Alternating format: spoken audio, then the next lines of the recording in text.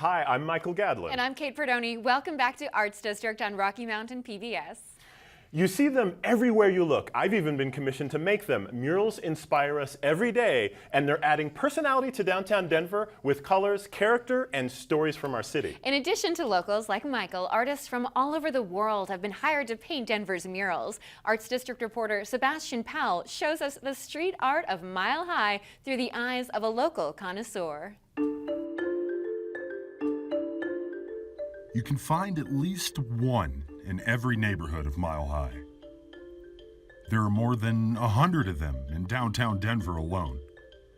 A new one seems to pop up every month or so. No, we're not talking about breweries or dispensaries.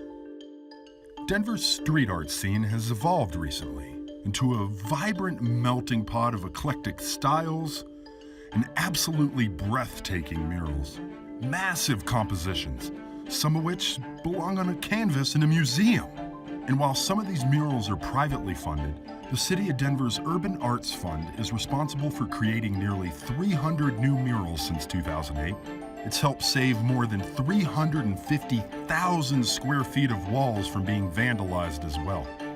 This fund has been able to draw the help of not only local artists, creatives from around the world have come to Denver to transform our city's blank walls into the magnificent urban canvases we see every day.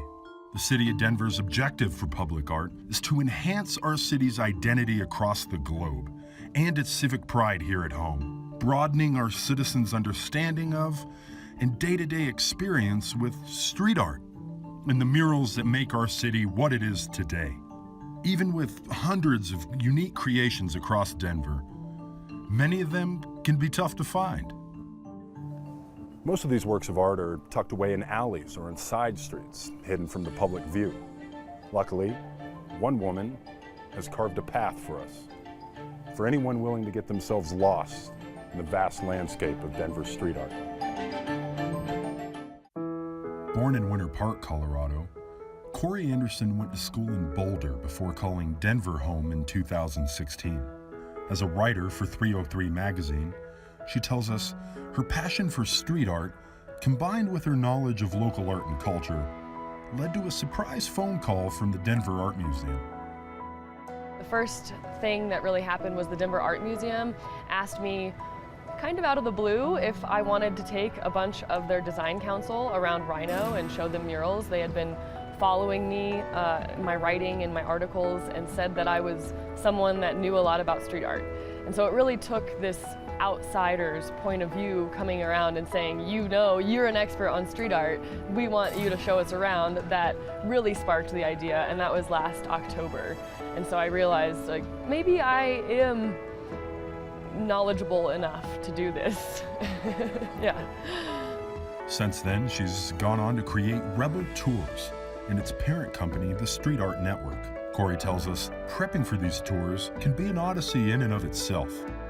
A lot of my preparing for the tours is just simply trying to get lost in a neighborhood. And so I do these tours in 3 different neighborhoods in Denver. That's here in Rhino, the Art District on Santa Fe, and then downtown where I started at Dairy Block. And so generally every week, even if I don't have a tour, I'm making sure that I'm going through those neighborhoods and seeing if there's new art, seeing if there's tags on art, just trying to really have a feel for what the neighborhood is like that week, because that might change what I say on my tour as well. As we join Corey on one of her tours through the River North Art District, you find yourself learning a little more than you might expect. He's a Denver native, and this piece in particular I think shows his skill and ability really well, because everything on this wall that he did was with spray paint. During our interview at Ratio Brewery, and while on tour in Rhino, you can tell that this is more than a job for Miss Anderson. What she gets out of each tour is a personal and meaningful experience between the participants and the artwork itself. And so what I really hope, and what I've seen a few times on my tours, are people that might see someone at the beginning or see a piece of work by somebody at the beginning, and then by the end of the tour, by 2 hours later, They are recognizing that person's other work in the neighborhood. But I think the other thing that I would really like from my tours, and something that I've started to see more often, is the inspiration for somebody to become a street artist or a graffiti writer. If I can spark an idea in a child or an adult to create a piece of art themselves, whether that be commissioned or just for fun, I think I've done my job. During the time when I was a kid, I thought graffiti artists were bad, but now, as time went by and as I look at some amazing artists, just makes me feel like that I want to be an artist too. The murals of Mile High, along with works of art across the world, have been a voice for social awareness and will continue to break down racial and cultural barriers for years to come. Such an instance took place on one of Corey's tours through the Santa Fe Art District, an area steeped in Latino culture. Its murals, she adds, ignited a memorable experience for one man who had grown up there for decades. One of my favorite memories was taking this couple on the Art District on Santa Fe tour, and the man had grown up just basically a block from where I was starting this tour. So he was in his late 60s, early 70s. So he had been a Denver native for much longer than anyone else I'd ever taken on one of my tours.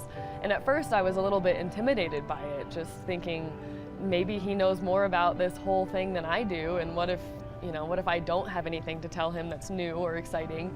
And he was so enthralled the entire time by what I was talking about with the neighborhood, how I was connecting pieces of the Chicano and Latino history with the street art that we were seeing and the graffiti, that he wanted to go on the tour again and bring more people. That was much more important than just having people say, "Oh, I really liked your tour." It was this man telling me that he learned something new about a neighborhood that he'd lived in for 60 years. For Arts District, I'm Sebastian Powell. What an amazing opportunity for artists. There's so much to see around Denver, and I love to hear all of those stories. And a tour like that around the city? I want to go on that tour, don't you? How cool. I absolutely do. Let's do it together. Let's do it.